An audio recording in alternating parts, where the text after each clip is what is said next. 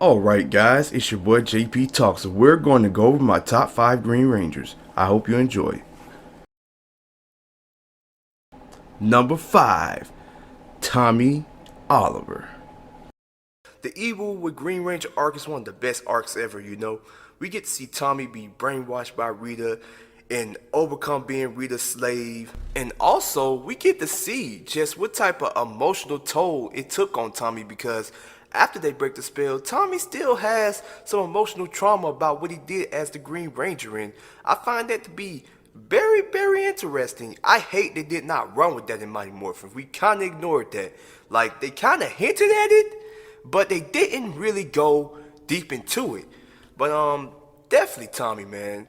I love seeing Jason David Frank do martial arts.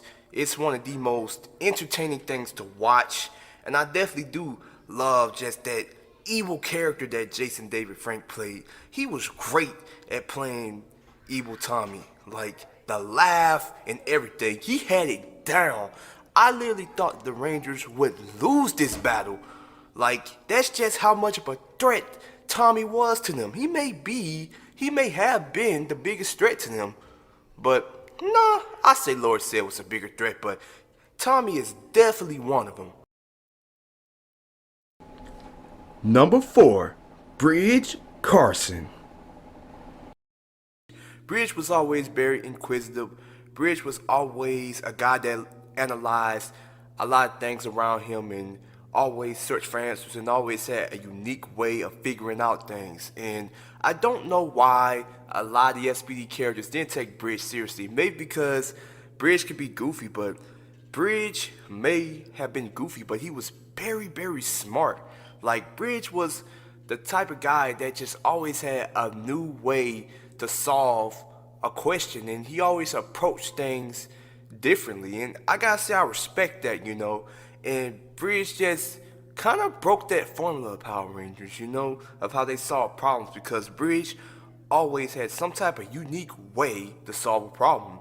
So yeah, Bridge is definitely number 5, and he's definitely one of the best in my list, and I could definitely see why he was chosen to be red. Because Bridge is just one of those guys who is a very unique thinker, a guy who thinks outside the box, so I can see why he would be chosen to be the Red SPD Ranger.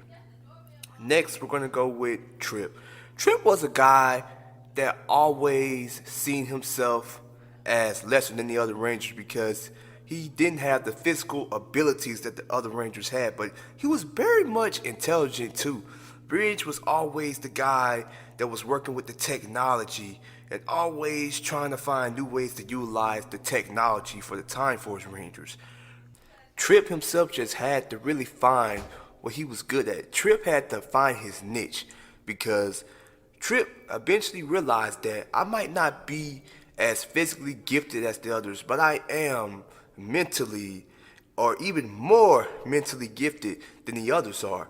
But yeah, I always did like Trip as a character, and I do like his stand when he stood up against quote unquote racism in Power Rangers against Eric, against that mutant.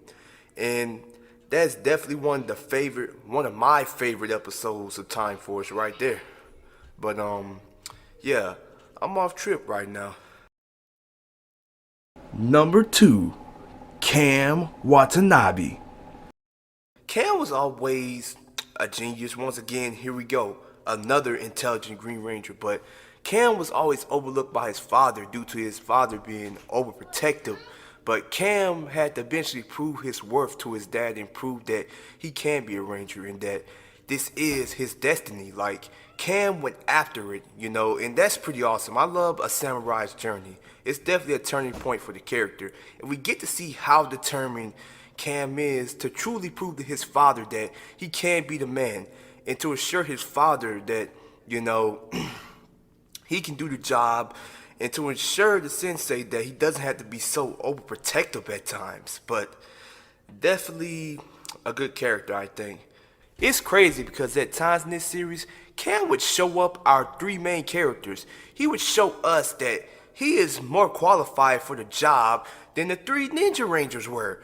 And I find that to be very unique, you know. Cam isn't some scrub that sits behind a computer and works on technology all day. He is a guy that can do it on and off the battlefield, and he's definitely one character that you guys should definitely take a closer look at in Ninja Storm.